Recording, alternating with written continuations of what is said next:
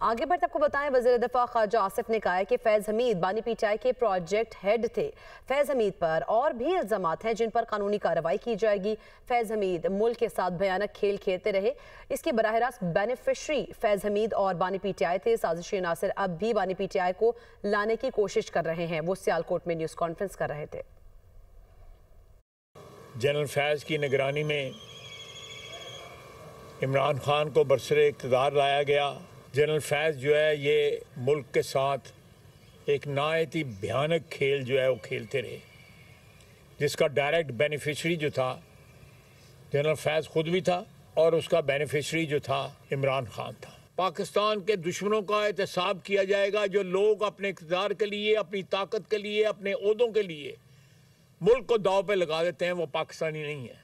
मैं फिर आपको कहूँगा, मगरबी सरहद के ऊपर जो कुछ हो रहा है ये हिंदुस्तान की तरफ से हो रहा है। और आज भी इमरान खान की एक जगह हुकूमत है, वो बार बार कहते हैं इनसे मुज़ाकरात करो। उनके हाथों से लहू टपक रहा है हमारे जवानों का और ये कहते हैं उनसे मुज़ाकरात करो। ये सारे उनको बता देते हैं। हमारे सफ़ों में भी, हमारी ब्यूरोक्रेसी में, हमारी सियासत में लोग छुप के बैठे हुए हैं ऐसे, जो कल पुर्जे थे इस सारी साजिश के, और ये उनका भी एहतसाब होना चाहिए।